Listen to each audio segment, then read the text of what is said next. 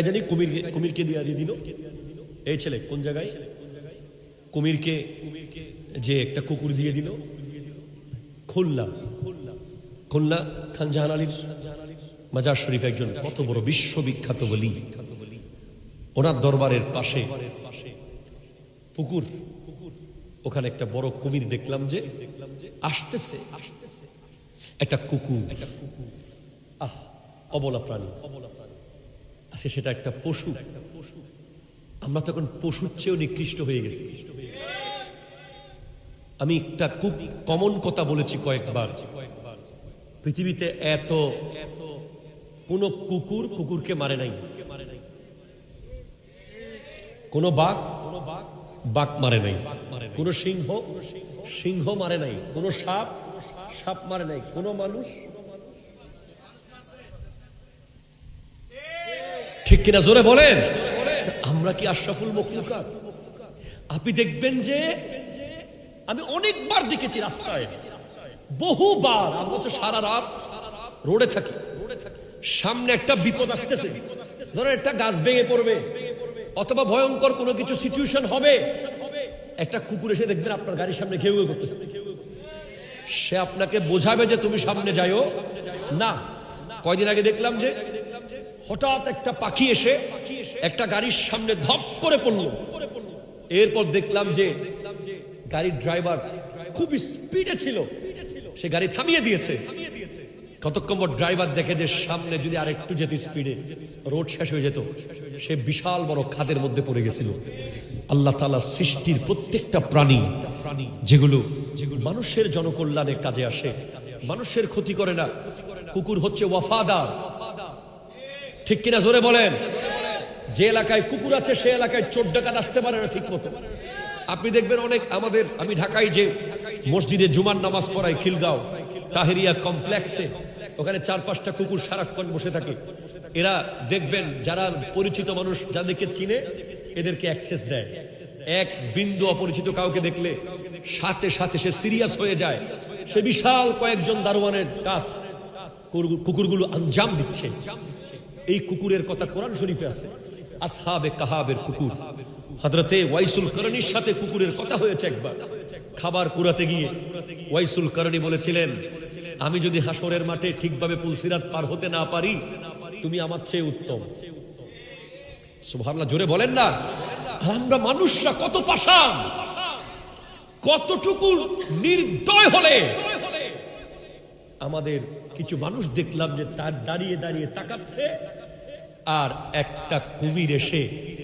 সবার সামনে কুকুরটাকে কামড় দিয়ে নিয়ে গেল আমি সহিহ মুসলিম শরীফের একটি হাদিস আপনাদেরকে কোট করতে চাই সহিহ মুসলিম 1958 নম্বর হাদিস নবী সাল্লাল্লাহু আলাইহি ওয়াসাল্লাম ইরশাদ করতে লাগলেন যে ব্যক্তি কোনো জীবন্ত প্রাণীকে তার খেলার লক্ষ্য বানালো খেলাধুলার লক্ষ্য বানিয়ে তার ক্ষতি করলো তাকে আঘাত করলো তাকে মেরে ফেললো বা তার খেলার লক্ষ্য বানালো তার উপরে লানত তার উপরে আল্লাহর লানত তার উপরে আল্লাহর লানত এই কুকুরকে সৃষ্টি করেছেন কে আরো জোরে বলেন কে বিড়াল সৃষ্টি করেছেন কে মাছ সৃষ্টি করেছেন কে পশু পাখি সৃষ্টি করেছেন কে আপনাকে যেগুলো হালাল ভাবে জবে করার জন্য অনুমতি দেওয়া হয়েছে আপনি জানেন কুরবানির সময় আপনি দেখবেন যে কিছু এলাকায় কাবিল কিছু ফোলা আছে আরে বেটা কাউকে লাগবে না আমি একা যথেষ্ট গরুটাকে উল্টা পাল্টা টান মেরে নিচে পাথর কিচ্ছু দেখে না কোথায় ফেলতেছে গাছে বাসে ফেলে দেয় বল দেখায় বল আসলে নাই বল দেখাতে চায় এটা বল দেখানো জিনিস না আবার অনেকে দেখবেন যে আলসেমির কারণে মাত্র 5 মিনিটের কাজ ছুরি ধার করা এটা ধার না করে ঘর থেকে ছুরি একটা নিয়ে আসে পশুর উপরে অন্যায় ভাবে মনে হচ্ছে জুলুম করতেছে সে চালাইতেই আছে কাটতেছে না এই নির্মমতা এই নৃশংসতা কখনো করা যাবে না ঠিক কিনা জোরে কথা বলেন আমি তো পরামর্শ দেই যে আপনারা যারা কোরবানি করবেন আপনারা কোরবানির পশু কমে 1 সপ্তাহ আগে কিনবেন কমসে কম কয় সপ্তাহ আগে যদি 1 মাস আগে পারেন আলহামদুলিল্লাহ যদি 1 বছর আগে পারেন আরো আলহামদুলিল্লাহ কারণ আপনার উচিত এই পশুর সাথে একটা বন্ডিং তৈরি করা, এই পশুর সাথে একটা মোহাব্বত তৈরি করা, এবং আপনার জেনারেশনকে বোঝানো যেটা কোরবানির পশু, এটাকে এভাবে আদর করতে হয়, এটাকে এভাবে পানি খাওয়াতে হয়, এটাকে এইভাবে সকালবেলা এসে গোসল করাতে হয়, এটা আমাকে পুলসিরাত পার করিয়ে দেবে। ঠিক কিনা জোরে কথা বলে? সেজন্য আপনারা অনেকে চালাকি করেন, আগের দিন রাতে কিনলেই লাভ। অনেকে বলে যে দিদি যাই বুগুই বিয়ারি হলে ফালাই ফালাই জালিগুই এত্তে লইম দে, তো আল্লাহতে একবার অনেক গরুই বিক্রি লাগে রাস্তাত ফালাই গিয়ে দিবে লম ফরত দে না। এ ধরনের কোনো টেকনিক করবেন না। কোরবানির মধ্যে হার জিতের কোনো ফাংশন, এটা হার জিতের কোনো বিষয়, এটা ফুটবল খেলা না, এটা ক্রিকেট খেলা না, এটা কোনো প্রতিযোগিতা নয়। এটা হলো আল্লাহর রাস্তায় একটা পশুকে কোরবানি দেওয়া। যত টাকা দিয়েই কিনেছেন, জিতলে জিতছেন, হারলে হারছেন, আসল হার জিত হলো হাসরের মাঠে। ঠিক কিনা জোরে কথা বলেন? এজন্য পশুর উপরে জবরদস্তি করবেন না, পশুকে আদর করে ফেলবেন। ফেলার আগে ওই জায়গাটাতে পরিষ্কার করবেন, পারলে ঘাস হলে ভালো হয় পাক্কাছে, এরপরে ভালোভাবে ছুরি ধার করবেন যাতে খুব সহজে কেটে ফেলা যায়, তার জন্য কষ্ট না হয়। কথা বলেন ঠিক কিনা? দরুদ শরীফ আল্লাহুম্মা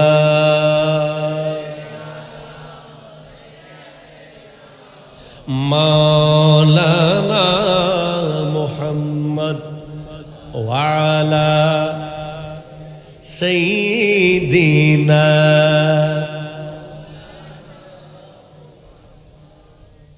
নবীর রওজা শরীফ দেখে ভরে না, নবীর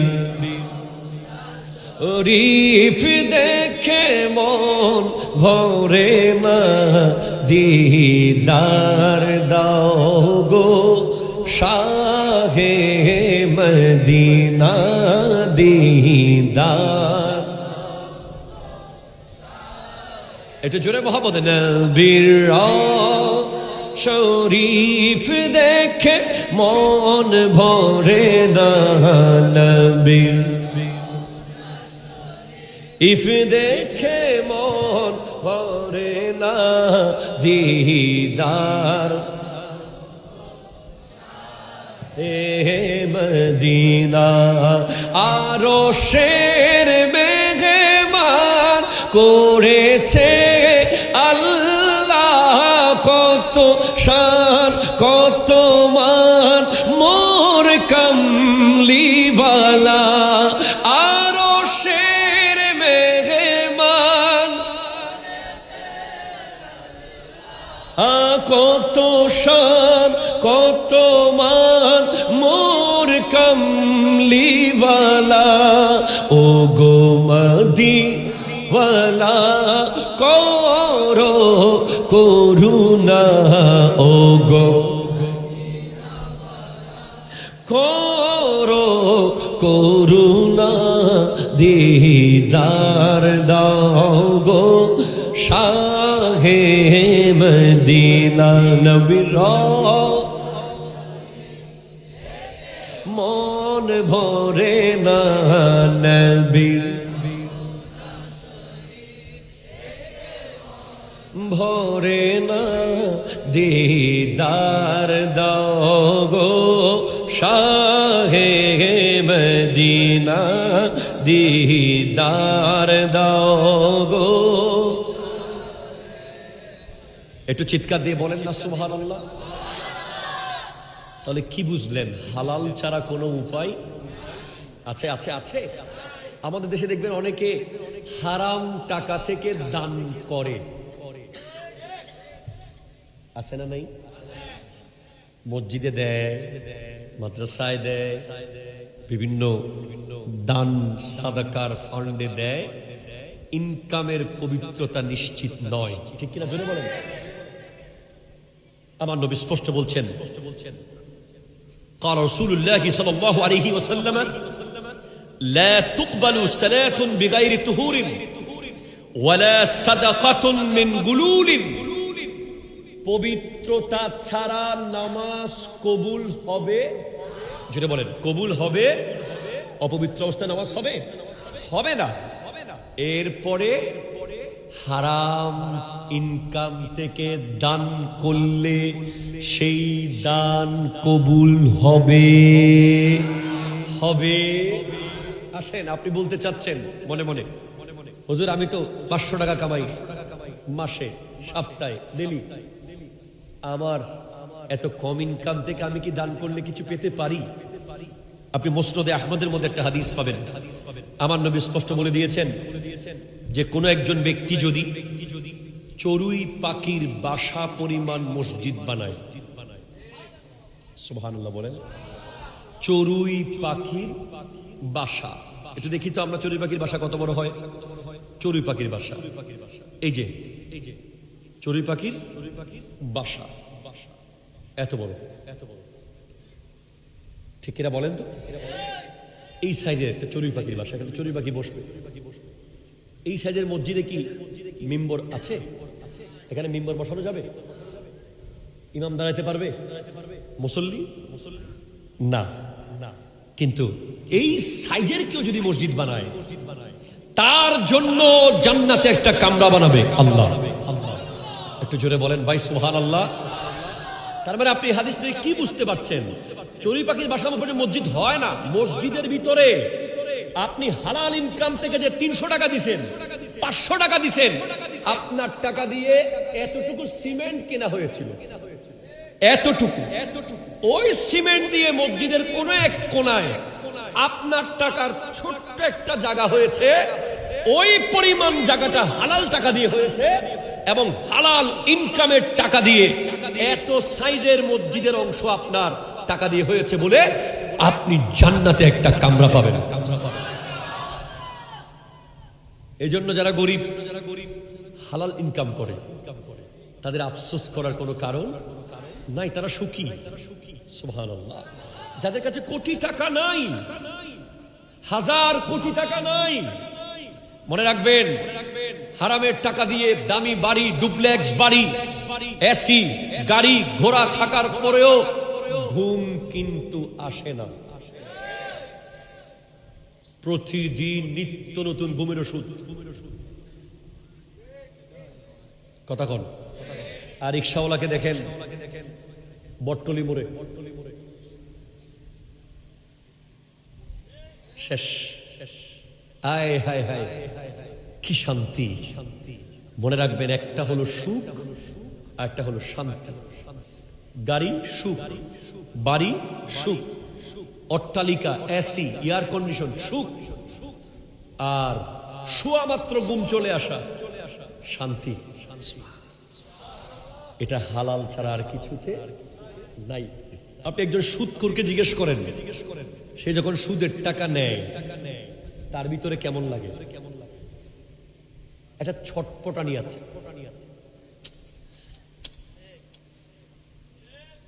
অস্থির। একজন ঘুষখোরকে জিজ্ঞেস করেন, সে যখন ঘুষের টাকা নেয় অস্থির। আর একজন মাটি যে কাটে, আমরা চিনি ভাষায় মেটেল বলি, মাটিয়াল, উনি সারাদিন মাটি কাটার পরে যখন 500 টাকা নেয়, এত শান্তি। 500 টাকা জান্নাতের সুখ, ঠিক কিনা? জোরে কথা বলো। সেজন্য আমার যুবক ভাইয়েরা, তোমরা আজকের দিনে টাকার প্রয়োজন তোমাদের আছে, আমরা জানি। পরিবার দেখতে হয়, লেখাপড়া চালাতে হয়, কিছু না কিছু করতে হয়, তাই বলে জুয়া খেলা যাবে না, ঠিক কিনা বলেন? অনলাইনে অনেক ধরনের জুয়া, ক্রিকেটের অনেক ধরনের জুয়া, ফুটবলের অনেক ধরনের জুয়া আছে। বিভিন্ন রকম জুয়ার সাথে এখন যুবক দলরা জড়িয়ে পড়ছে নিয়মিত। কথা বলেন ঠিক কিনা? এইখান থেকে ইনকাম করে তারা কিছু করতে চায়। গতকাল নাকি পরশু দেখলাম এক ছেলে জুয়ার টাকা, মানে মোবাইলে গেমের টাকা দিচ্ছে না বলে মাকে মারতেছে। যেখানে হোক, বাংলাদেশের যে কোনো এক জায়গায়। কথা কোনটা ঠিক কিনা? জোরে বলেন না। ইন্না লিল্লাহি ওয়া ইন্না ইলাইহি রাজিউন। আমি ওই ছেলের দোষ দিব না, দোষ হলো আমাদের। দোষ আমাদের, সমাজের, বাবা মায়ের। ছোটবেলা থেকে যদি অ্যাপ্রোপ্রিয়েট তালিম দিত, তাকে যদি মাদ্রাসায় পড়াতো, তাকে যদি একটা কোরআনে হাফেজ বানাতো, তাকে যদি অ্যাটলিস্ট একজন আলেমের সান্নিধ্যে রাখতো, তাকে যদি একবার দুইবার সুযোগ না দিত, কথা কয় না, ঠিক কিনা জোরে কথা কয় না। এখানে অনেকগুলো দোষ আছে, তার মধ্যে আমি প্রথম দোষ অবশ্যই দেব গার্জিয়ানের। কিছু আবেগী মারা আছে, আচ্ছা থাকুই, কথা কয় না। আচ্ছা বাবা করগা, আচ্ছা আজকে লই যা, আম্মা 100 টাকা দেন, আচ্ছা লই যা, 500 টাকা দেন, নিয়ে যা, 5000 টাকা দেন, নিয়ে যা।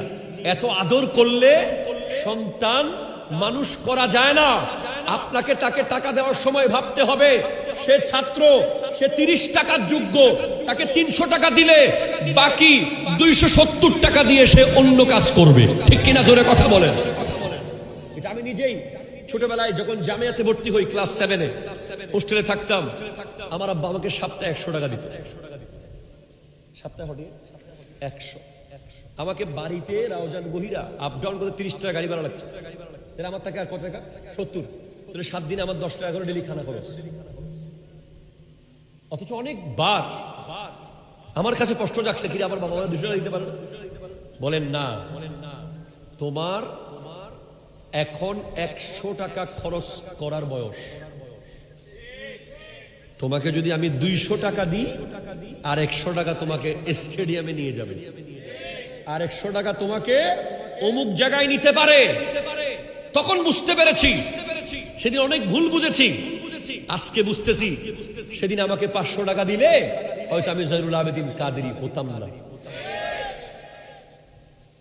টাকার ক্রাইসিস ছিল বলে আমি বন্ধুদের সাথে যখন তখন যেখানে সেখানে যেতে পারি নাই, যা মন চাই খেতে পারি নাই, যা মন চাই দেখতে পারি নাই।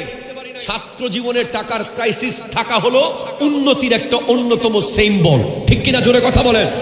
অনেকে আফসোস করে বলে, আমার বাবা গরিব বলে আজকে আমাকে এটা দিতে পারে নাই, ওটা দিতে পারে নাই। আমার বন্ধুর কাছে একটার জায়গায় 5টা ড্রেস, আমার বন্ধুর কাছে এক জোড়া জুতার জায়গায় 5 জোড়া জুতা, আমার বন্ধুর কাছে একটা মোবাইলের জায়গায় 5টা মোবাইল।